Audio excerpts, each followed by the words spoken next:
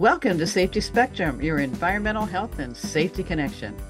This program is a presentation of the Michigan Safety Conference. For almost a century, the annual conference has provided credible educational opportunities and valuable support to the safety and health practitioner by offering 120 instructional programs along with exhibits highlighting the latest in safety equipment, instrumentation, and demonstrations. To learn more about the conference, please find us at safetyconference.org. Hi, welcome to Safety Spectrum. This is your host, Sheila Ide. This program is sponsored by the Michigan Safety Conference, and our topic today is HOP, which our speaker will talk about. Let us know what that means. I don't think it means bunny rabbits. Also, we're recording from the conference this year.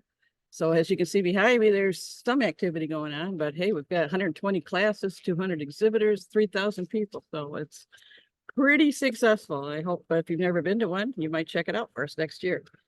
Our speaker today is Marc Yeston, and he said what he's most proud of in his life is being a daddy, but he's done a few other things, pilot, firefighter, park ranger at one of the best parks, well, probably the best park in the United States, the Grand Canyon. They're all gems. The Grand Canyon's right up there. It's a great place. He's the guy that's hanging from the helicopter doing the high risk rescue, that kind of thing. So nothing real spectacular in his life. He just kind of low risk.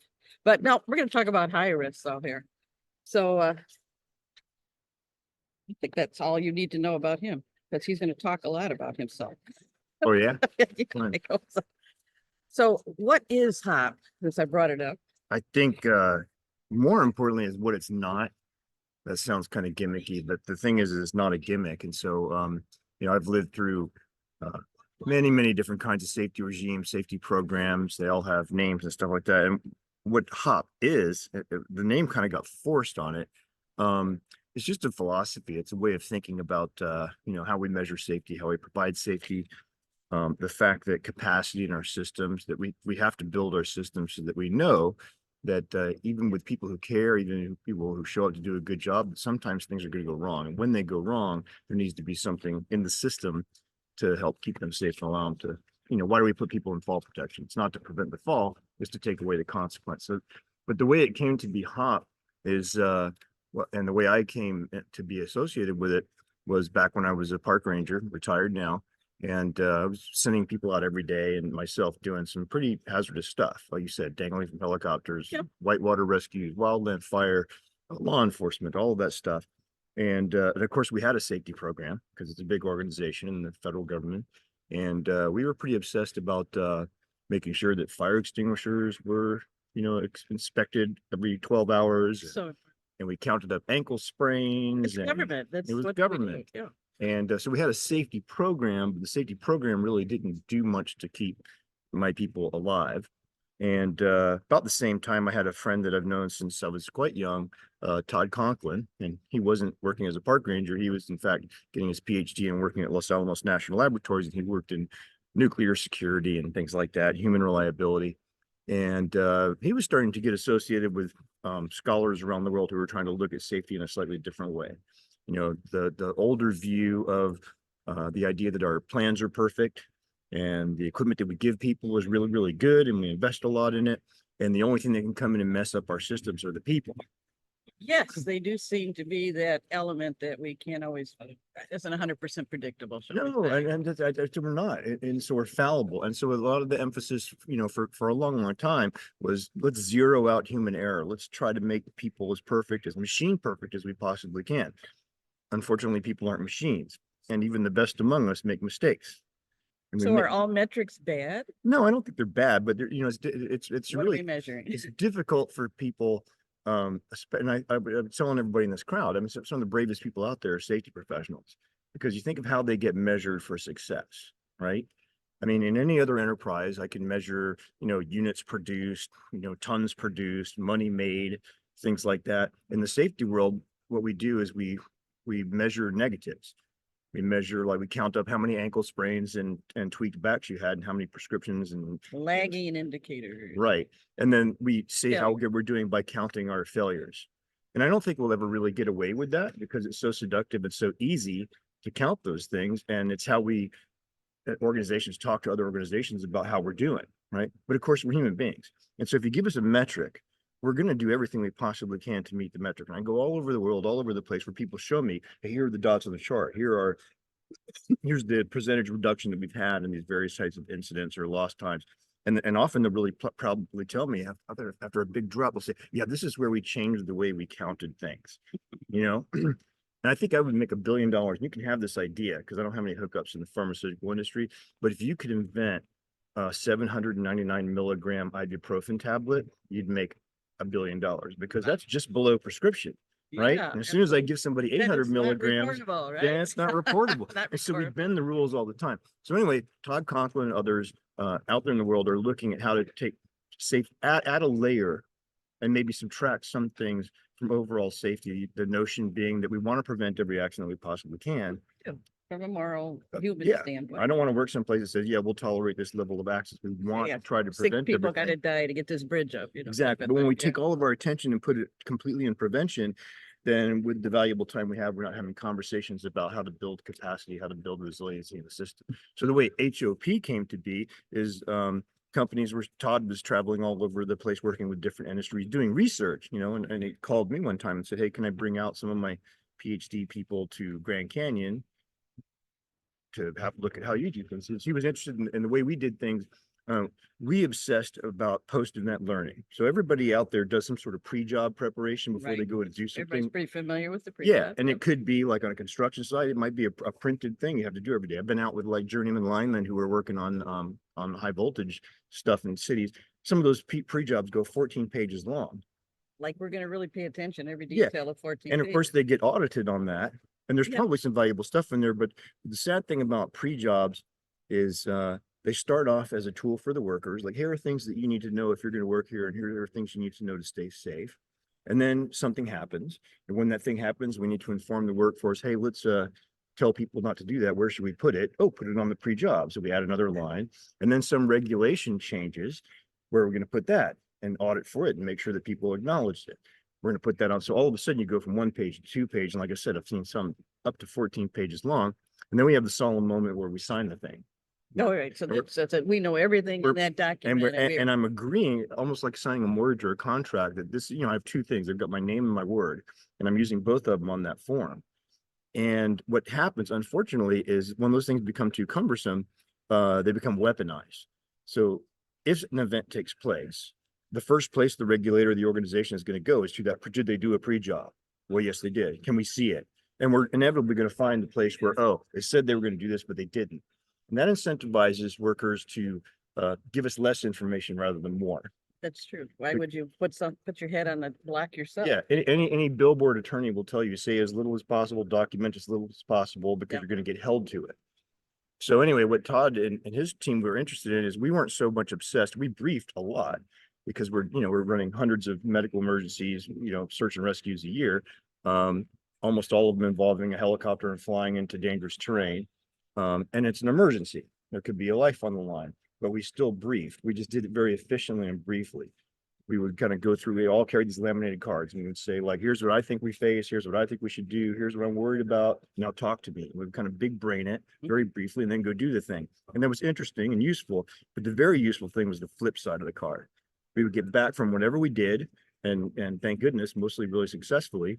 And we get back, we flip the card over, and on the back of the card was the post-job briefing. And that was like the debrief. Very simply. What did we think we were going to get? What did we get? What were the gaps there? Where did we struggle? And did we learn anything, or do we need to change anything? And let's put that back into the front of the process. Like that'd be even more useful than the pre-job. I mean, they both have to happen. And if I didn't mention in the beginning, which I have an awful feeling I didn't, this is Marc Yeston. He was a keynote speaker, and he talked about high hazard work, which obviously he did a lot of. But again, we're back to who do we blame? We always got to find somebody to blame. Yeah, too often. But I think more important to who do we blame is what can we learn? How can we continuously improve? That should be the mindset. Right. And I think a lot of places are going that way. And back to the pre-job briefing, the organizations that are really matured along these lines, they recognize the important, like the world's foremost expert in the work being performed is the person who just performed it. Absolutely. They're the only ones who have their fingers in the mess, and it can tell you, if you ask them and if they're willing to talk to you comfortably, how good your plan is. any, where you know, things any make sense. pre-job or anything you've got to be talking to the people who are actually doing the work. Right. They know how to do it best. And then you take that intelligence and you plug it back into the pre-job part. Hey, this is what we're learning on this job. This is what we're learning on this project. This is what almost got us yesterday. And if something like that happens again, here's what's going to protect us in the future. So Todd comes out with these guys, and I've got, you know, PhD Nobel laureate types like touching my helicopter and our helicopter. It's Did all we about bring them all back alive? That's what I Yeah. want to know. No, we didn't take them for a ride, you know, but they're watching us like guinea pigs as we're going out on missions and coming back. And what they were mostly interested in, I thought, like, what are these guys going to learn from us? I mean, what we do is so specific in emergency services.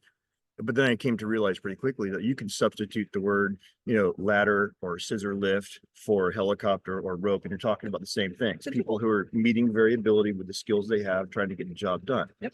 So Todd started writing books, started going around, started getting attention. And one of the big clients they had early on was General Electric. We did a little bit of work with them, you know, just kind of sitting in on some of the stuff years ago. And of course, General Electric, you know, they're cutting checks for all of this stuff. And they're like, well, what's it called? Is it HP, like human performance? And it's like, well, no, it's not really HP. It's more like we look at the human and the organization because they both have things that they can tell us. And so it's like human and organizational. So I guess you could call it HOP. That works for me. And there was somebody Acronyms there are who always was good at acronyms and said, yeah, let's call it HOP. And so since then, the world's taken it off and run with it, you know, and I find, interestingly, I find stuff all over the internet, you know, we're HOP this, we're HOP that. And it makes me happy because everything that we do when we go around the world, we don't trademark, we don't copyright. This is a philosophy. It's a way of thinking about things. It's not something that you wrote up on your iPads and pay a subscription for. And there are some good programs out there that people do. And this kind of thinking can be complementary to whatever, you know, if people are really married to a particular root cause analysis regime that they're comfortable with, they can also run those things through the lens and compare their findings with, you know, the other ways of asking questions and getting answers. And some of the things you were saying in your talk this morning, where it's too easy to lay blame or to ask, you know, what did you do? How did this fail? How did you fail? You know, it's bad philosophy. It's the most comfortable thing to do because when we have a failure, when we have a near miss, or God forbid something more serious, there's pain throughout the organization, not just to the individual worker and that person's family, but throughout the organization. And as human beings, we want pain to go away as quickly as possible. Absolutely. And we want to deflect as soon as possible. And so, you know, I've been senior leaders sometimes, and they show me these things that they're trying to not do anymore, like mandatory drug testing, even if somebody rear ends you while you're sitting in a parking lot having lunch, you know, that's our policy. And they're trying to get away from that. And when you talk to them, say, are you trying to run a business or a penal colony? Pretty much, yeah. Because the thing is, you can, getting even, you have a choice of getting better or getting even. You know, and if you can identify the bad apple and say, like, if it weren't for that person on this day who would now remove from the system, nothing will ever happen like that again, and we've restored ourselves. But what that actually does is has a chilling effect over the rest of the organization. Yep.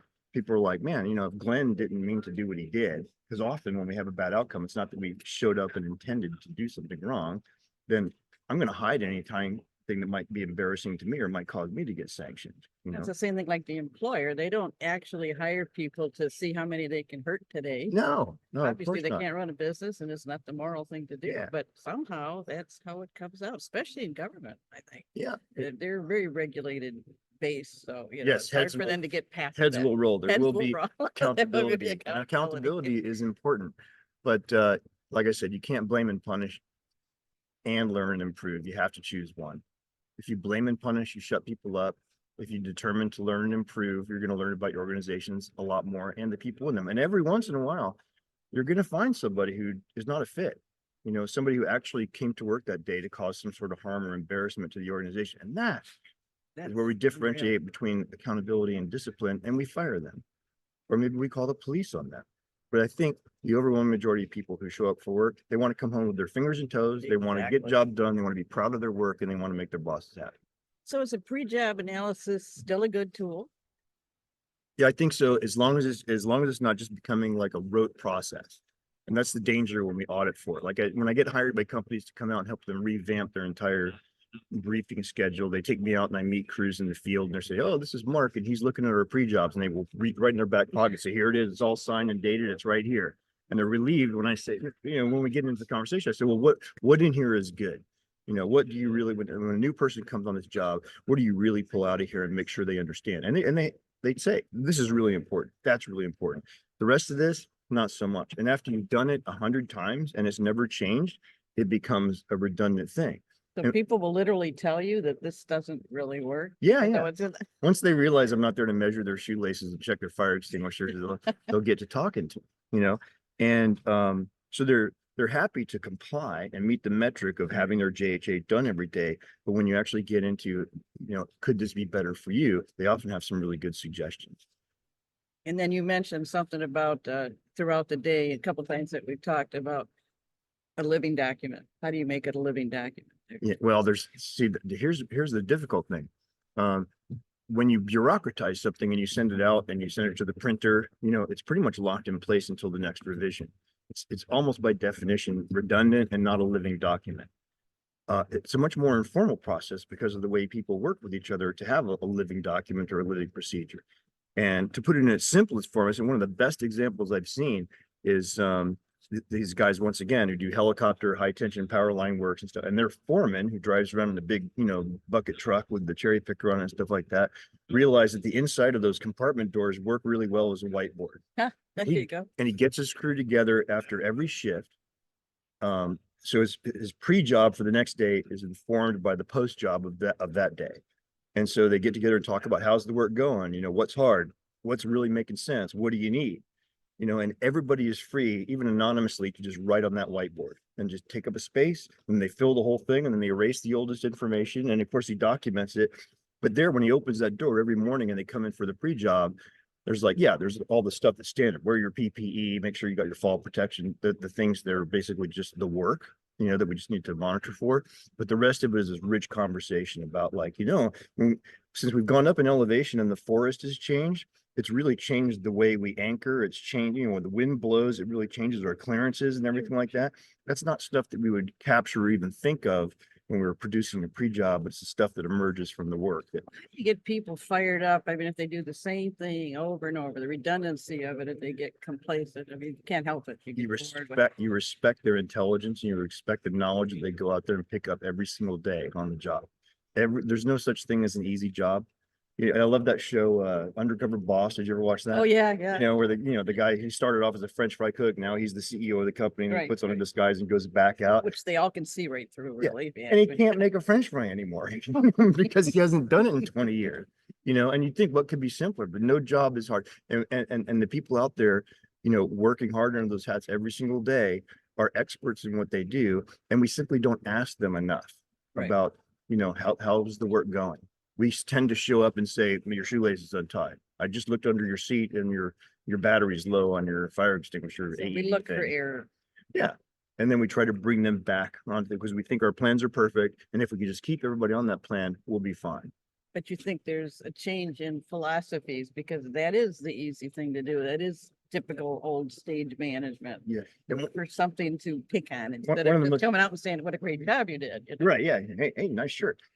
But one of the most edifying things, one organization that I'd worked with, several years ago on this stuff, and just kind of introducing them to the idea of like black line, work as prescribed, blue line, work as it's actually taking place, and the value of understanding the difference, because we tend to only look at it when something goes wrong, and then we try to pull them back on the line. But we're overachieving that line all the time. And I was out on the yard one morning when I'm going out into the field with a bunch of these guys, and they're sitting they're having their tailgate. And, the manager walks over with me and introduces me and says, what are you guys up to? And they're like, oh, we're doing our blue line review. So they understood, they'd been introduced to the concept Sure. of black line versus blue line, but they themselves invented their own process called blue line review, where they talked about what's really work all about today, and what's bothering us? What are we afraid of? Where do we need to be safer? Where do we need help? I mean, we can put every kind of safety thing in place and things still happen. I mean, it's like driving to work. And Yeah. You're doing everything right and somebody else isn't. Yeah, exactly. There you go. So we're always in the line of fire. Yeah, well, Think that's why I about it. love the auto industry. I know I'm in Michigan. That's one of the things I love about the auto industry. So you go back to like 1955, picture that 55 Chevy Bel Air, right? It's a giant hunk of I was steel. probably in one. I've been around them. I wasn't born just then. But maybe it had a seatbelt. and if you bump something with that big iron bumper, it got bumped real Oh, good. yeah. But would you rather have a head-on collision in that car in 1955 or in the car that you and I probably drove here Rick today built with the it plastic well. bumper? Yeah. Just great. I'd take this one anytime because with the auto industry, the idea of this capacity thing, when we used to sell cars, we'd tell people, hey, to be safe, go the speed limit, be courteous, don't follow too close, and certainly don't be drunk. Do those things, and you're pretty good. Yeah, somebody else might reckon to you, but you're going to be a pretty good driver. If we all did that, we'd be perfect. And then the auto industry said, wait a minute, if we switch that over and assume that the minute they drive that new car off the lot, they're going to wreck it. What can we do to reduce the consequence of the wreck? Yeah. So now, I've got a plastic bumper, and I can tell you as a paramedic, when I first started as a paramedic, most of the cars on the road were still from the 70s and stuff. And you get to a wreck and the car would look pretty good. And inside it was just horrible. Chaos. And now you get there and you look at the car and you think like, oh my God, nobody survived this. And they're not even in there because they're on the cell phone. They're already doing commercials I know. like that about the Yeah. car. And so the idea is that we're going to do everything we can to prevent the bad thing from happening, but we need to have some resiliency in the system so that when it happens, those airbags go off, the seat belt is on, the steering wheel is not going to collapse your chest, you're going to collapse it. It's a different way of looking at things. Well, maybe it's not fair, but I mean, you're a pilot. So, I mean, all this stuff we're hearing about planes, I mean, has this always been going on or we're just getting more publicity about I it? have an NDA. No, I'm kidding. I I'm kidding. And interestingly, and I think what you're going to see, so right now we've had some pretty high profile failures, right? And I think what we're going to see and are starting to see is that right off the bat, we want accountability, and so people are firing and resigning and moving on and all that stuff, and that's happening, but we're not solving any problem there. Right. And when you actually talk to people who are working in that industry, hands-on building those aircraft, and you talk about some of these things, like, do you feel free to speak up if you think things are wrong? The answers are kind of universally like, no. We have tremendous production pressure. And sometimes you just kind of have to hope the next guy catches it. And there's really no mechanism to talk about things. And I fly, a couple 100,000 miles a year. I want those people to be able to say like, hey, this isn't working. We need some help here. Can we have some input on what we want here? So I think you're going to see some big changes in that industry in the way management interfaces with the workers. And It's an organizational issue. It's a systems issue, isn't it? They all A lot of it. They all It's not a people issue per se, but Yeah. if they don't feel safe enough to speak up, but they see something's wrong. Yeah, well, you talk about some of the proudest workers, I envy because, the way if I was a paramedic all day flying around, hopefully those people go on and live a happy life. But, I'm always jealous of the people who they build something. And at the end of the day, they can be like that. I did that. Imagine it's an airplane, or Yeah. a skyscraper that's going to outlive you or something like that. That's pretty darn impressive. So people are generally proud of what they produce. It's funny, when we were in Europe, finally took a trip to Europe and I was looking at all these old buildings and castles and churches, and it struck me that people worked on these were never going to see the end of it. Right, Never right. going to see it whole. I mean, it's amazing. It is. So people really love to do things that are lasting, I think. Yeah, And to absolutely. think that every job, I'm just doing it and I don't care. I don't believe that. No, I don't I even. never have, not in the safety world. People are really proud of what they do. I don't care what your job is. Yeah, And you gotta respect it. I think we don't respect it enough. I agree with you. Yeah. I think that's not right. So what do we do to change this attitude? I think we look at our systems, we look at our people. The way management responds to failures is probably a really easy place to start doing things a little bit differently. So look at how you respond when there's a failure or a near miss. Are you out to like do a gotcha? And because we're all accident experts after the accident happens. Everybody's an accident expert. Hindsight 2020. They could say, oh, Sheila and Mark should have done that, and we want to do this, and then we'll come up with a new policy to make sure we do it.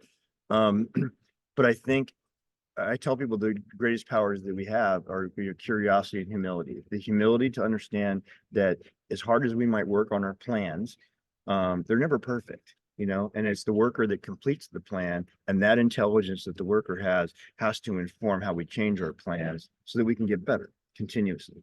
You made an interesting point this morning on if and when, Yeah. how we built. If you want to Yeah. So, expand on. well, back to the pre-job thing, so when I'm out there working in the field with people, and, if is a theoretical, when is more concrete. It seems like really simple and gimmicky, but it's not. When you look at the work that you've done, the things that are there to keep you safe, and you talk about the hazards, and hazard identification is an important part of all of our pre-job briefs, pretty quickly that becomes okay, like, if this ever happened, and they're like, well, we put so much work into making sure that that never happens, that's where we stop. But then you ask, okay, well, when this happens, because I guarantee mathematically, if we happen to live for 50,000 years and we do this every single day, someday it's going to fail. What does that look like? When that scaffolding that we have really done a good job on that always works for us has a bad day in bad weather conditions and actually starts to fail, what does it look like? And it takes your attention from that's never going to fail because we're really good and we worked hard at it and we've got good tools and support to it's going to land over there. Okay. So when it lands over there, what does that look like? Well, on its way to landing over there, it's going to contact that high voltage line.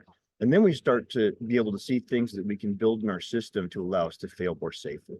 Like in the EHS field, we are constantly looking at, we'll call it the what ifs, even though I don't like the word if now. Yeah. And it's so The hard. whys.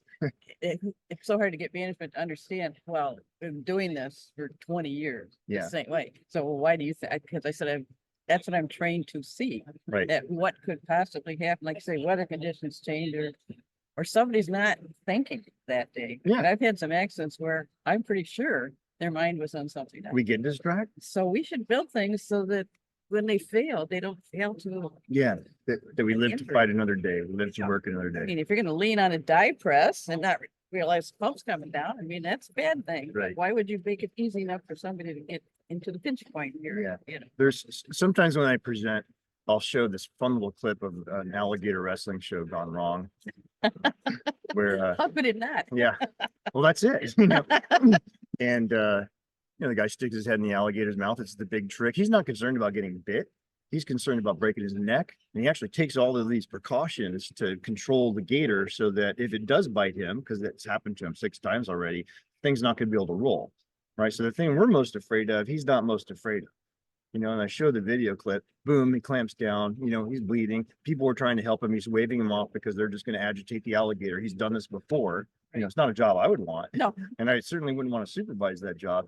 But it's interesting because it's an example of operator dependency.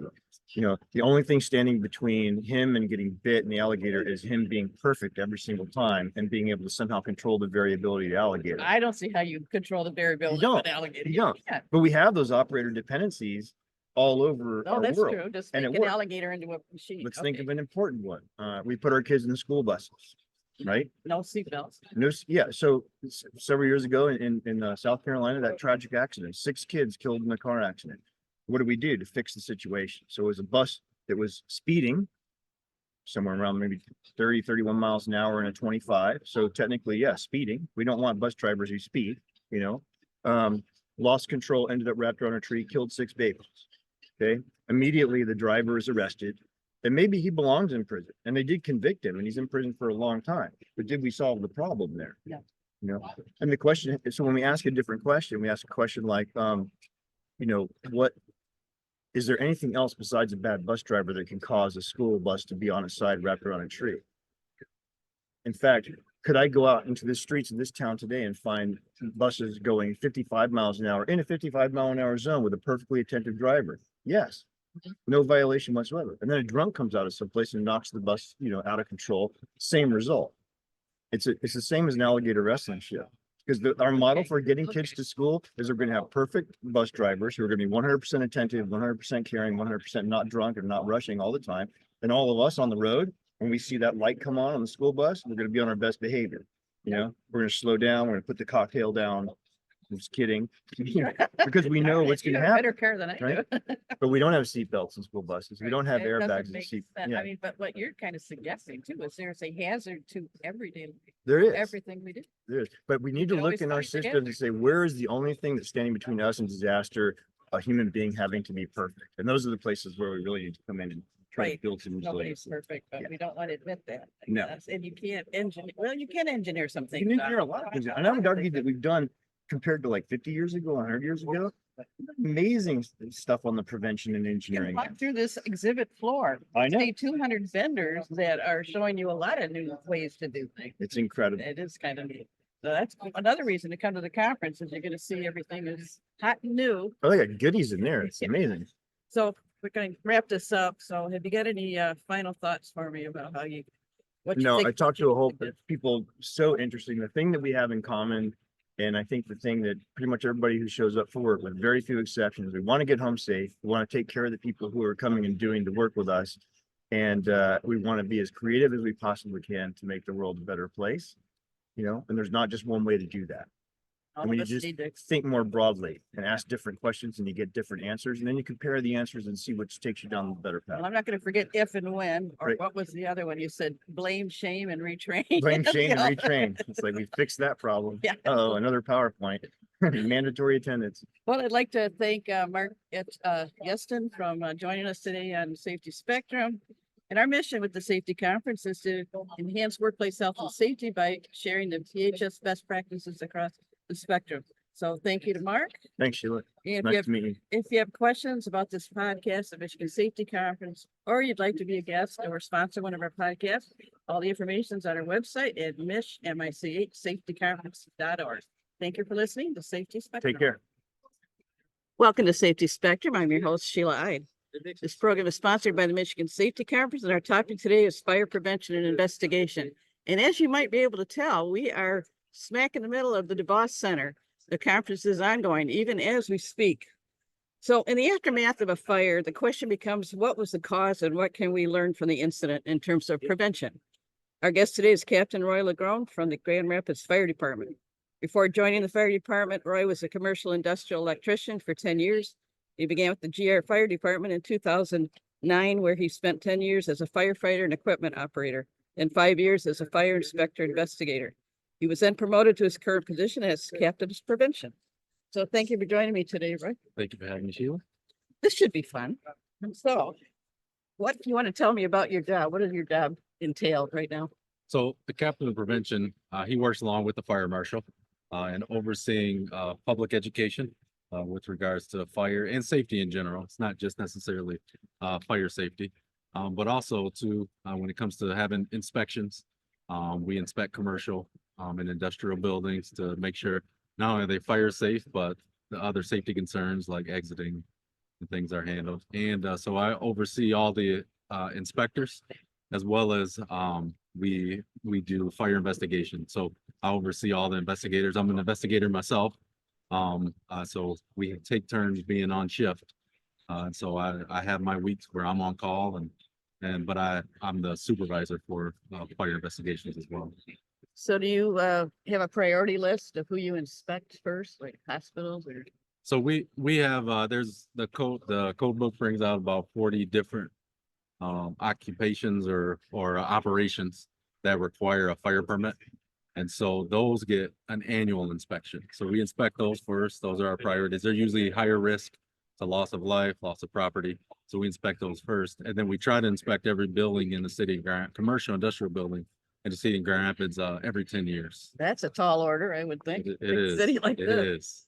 is. So what role does the Fire Prevention Bureau have when it comes to safety in the community? Well, fire prevention, one, like I mentioned, we do public education. That's the important part. If we can educate the public and prevent fires, that is our ultimate goal, where we don't ever have to investigate one. We don't have to do anything with it. So we educate schools, we kids in school, we educate the public, businesses on how to stay fire safe to prevent those fires. But also ourselves, we do the inspections, like I said, go into commercial buildings, making sure that they stay safe.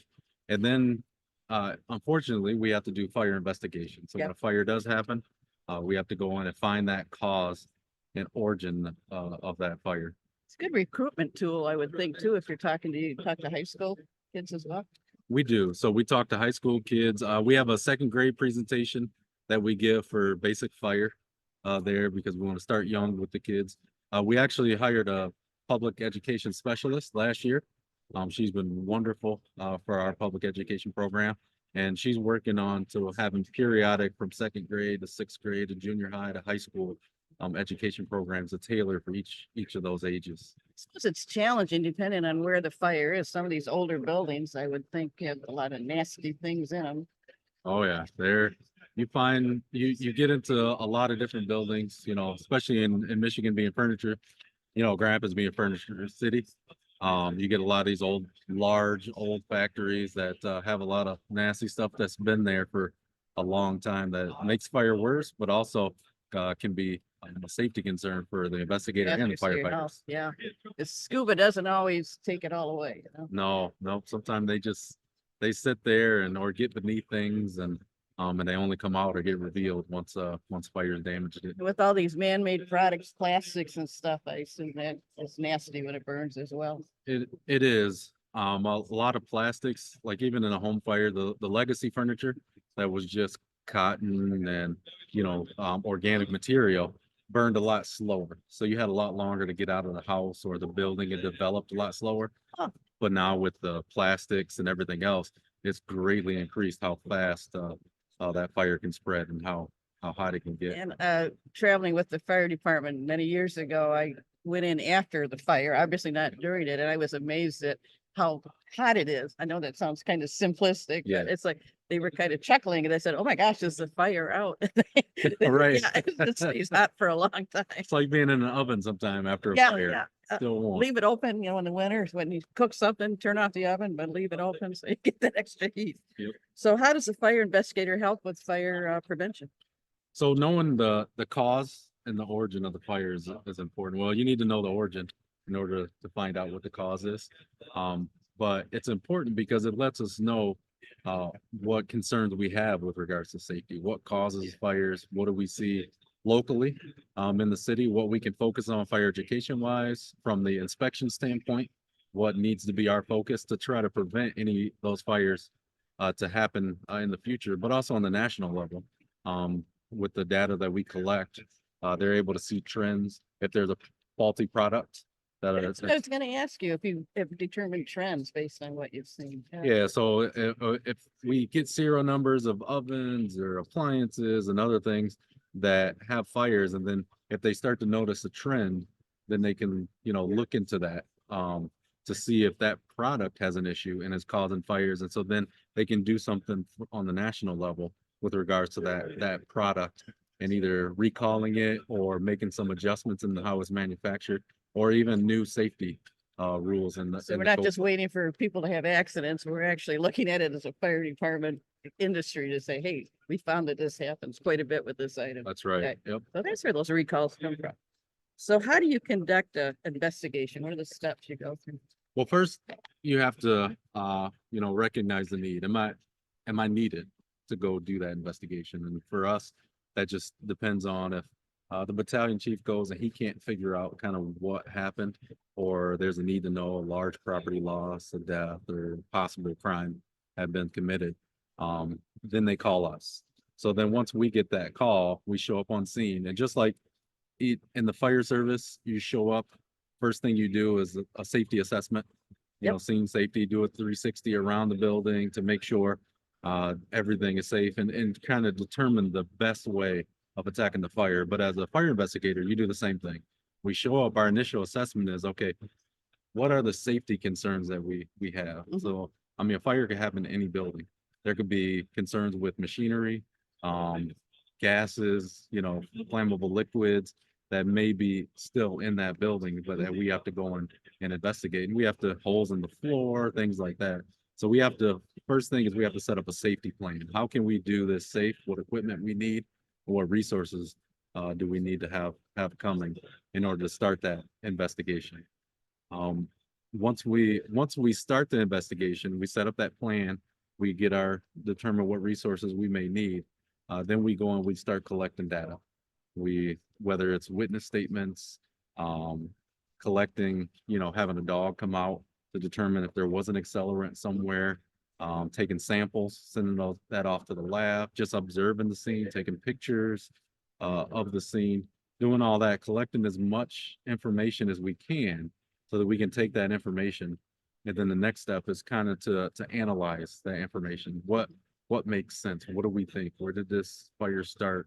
From what we see, sometimes the smell, taste, you'd be surprised. Sometimes you can go in and you can still smell that there was gasoline present. Oh, wow. At a scene, which would mean you would take other steps in that area. So once you analyze and test, or analyze all that and kind of think about what are the possibilities that could happen, what do we see there? Well, you develop a hypothesis. And you can have multiple hypotheses and think, okay, well, it could have been the electric, or it could have been, gas, it could have been intentional. And so then once you develop these hypotheses, you start trying to poke holes in that. Okay. Okay, Whether why? this holds up. Yeah. Is this possible? We may think, okay, well, we got a burned up outlet. We may think, okay, maybe it was something wrong with the electrical, but did the fire damage the outlet, or did the outlet start the fire? And so you just need to look at the scene and determine, okay, what makes sense, what doesn't, and you just keep testing it, your hypothesis over and over again, until you hopefully get down to one hypothesis where, okay, that is the cause of your fire, once you rule out everything else. Is it easy to do that? I mean, is there a regular trail, or are there a lot that you can't quite determine? It is not easy. A lot of fires end up undetermined because fire destroys a lot of evidence. That's what I was thinking. If it totally burns the structure down, you're not gonna find any. Right, those are the hardest. Yeah. A lot of times nowadays, what's been helpful for us and is video. Having surveillance video in, now people having them in their homes and Sure. video. And in fact, I guess a interesting story during one of the trainings that we had in National Fire Academy. Mhm. They showed a video of the fire investigators. They were having a hard time trying to figure out how this fire started. But then the family had a video for inside of the home in the kitchen. And it showed there was pizza boxes left on the stove. Oh, no. The dog jumped up on there to get the pizza out of the box. It's a commercial like that. Yeah, turned the dial on and then lit the pizza boxes on Oh, fire. come on. That's for real? Yep, You said, that is for oh real. my God. So I mean, but without that camera, there's nothing, How did the camera survive a fire? well, it recorded it and it was in the cloud. Oh, So they okay. were able to bring it up Okay. in the cloud. So if you're gonna get a camera, make sure that it's something that's gonna work in a hostile environment, or that's gonna load to the cloud as it comes out. So Yeah. that's kind of interesting. I wouldn't have thought of that. So what are your safety concerns when it comes to fire investigations? I mean, the unknowns. I suppose. So like I said before, we can do an investigation in any building. So the safety concerns that are there for the people that work in that building are going to be the same concerns when we're doing a fire investigation, because there could be machinery that needs to be powered down. There could be chemicals that are there that have been spilled, or just in general in containers. There may be still a explosion hazard present. We can get, just like any other job, cuts, scrapes, things drop on our head. So that's why we have to wear, That turnout gear. a lot of PPE, Yeah, exactly. in order to do that. So there's which is some worse, everything. to fight a fire in the winter or the summer? For me, it's worse in the summer. It's hot. It's hot in the building. It gets hot out. I like the winter time. That you go in a hot fire and come out and it's nice and Cook some cool. marshmallows, Yeah.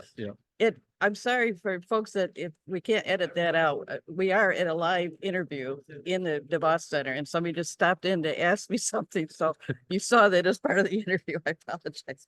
So are there any other organizations or partners that support you as a fire investigator? So, I mean, we have so many partners and organizations. It goes all the way up from the federal level. In this area, we work well with the ATF.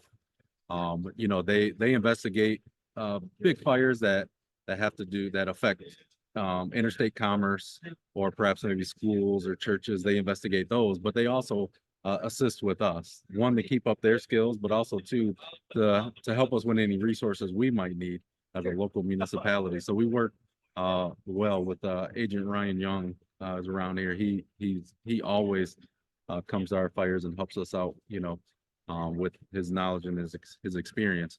But also at the state level, we work with MSP, the Michigan State Police. They help us with investigations. They also, we don't have an accelerant dog ourselves. So we use MSP's dog a lot. Sometimes even Kent County has a dog that we can use here in the city. So we work with them as well as other cities around the area. I've worked on investigations with the city of Wyoming and Kentwood, and so we kind of So you've got like a partnership with the surrounding communities. Yeah, so for us, it's more or less we just build relationships from being at mutually. conferences. Yeah. It's nothing in writing. It's more or less we're okay with, hey, we just want to know what the truth is. So if they can help us, we help them. We just help each other out as a community of fire investigators. And then you skirted around it a little bit. I'm going to ask you that there are suspicious fires that do happen. So at what point do you back off? So for like, so in the city of Grand Rapids, every municipality is different.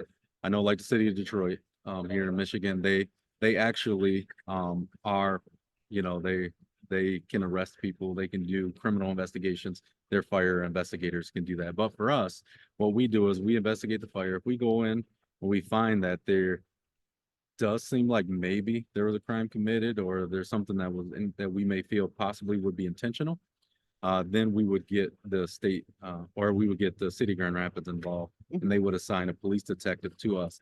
And then we become, instead of us leading the investigation, we become just a portion of their investigation. They're investigating. Yep. So you would never write a suspicious. That would be up to the law enforcement people. Correct. Yeah. Yep. That would be.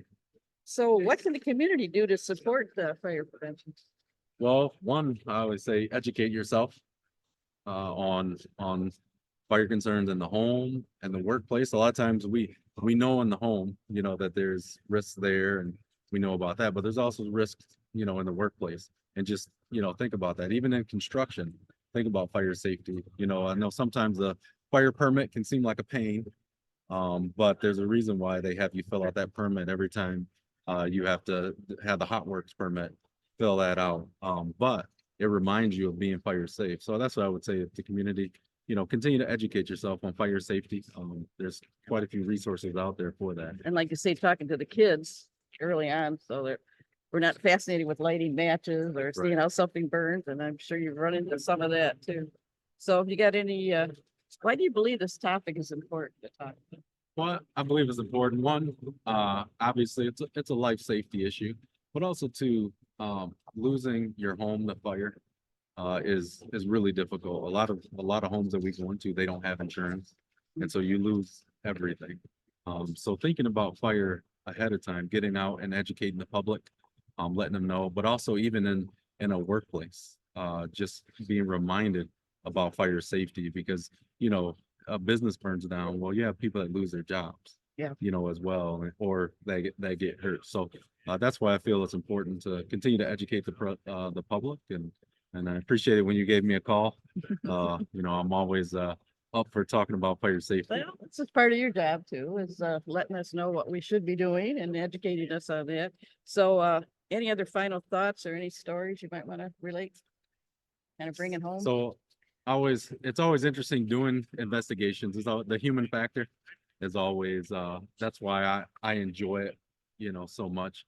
For example, I had one fire where we always ask the question, are there any smokers in the home? Because smoking in your home does increase your risk of fire as well as death from fire. So we always ask, you know, if there's smokers, so we can keep those statistics to know you know, locally and nationally. And so one of the individuals, an occupant, I was talking to them and said, are there any smokers in the home? And they said no, but they were smoking while they were talking to me. And so I said, oh, well, do you live here? And he said, yeah, I live here. I said, oh, well, I didn't mean if you smoked in the home, but if you smoked, but you live there. And he goes, yeah, I know, I don't smoke. I'm like, well, you're smoking now. He goes, I started after the fire. And so, but there's smoke, cigarette butts everywhere and everything. And I went, okay, I'll just write down what you said. Okay, that's all you can do. Yeah, so it's just always funny where he wasn't in any trouble. Right, he just wanted. He didn't part of your investigation. Right, just part of the investigation. Not illegal, he can do it. So. Well, a close relationship with the local fire department is another tool in our safety basket of preventing workplace hazards and injuries. Our mission with the Michigan Safety Conference is to enhance workplace health and safety by sharing EHS best practices across the safety spectrum.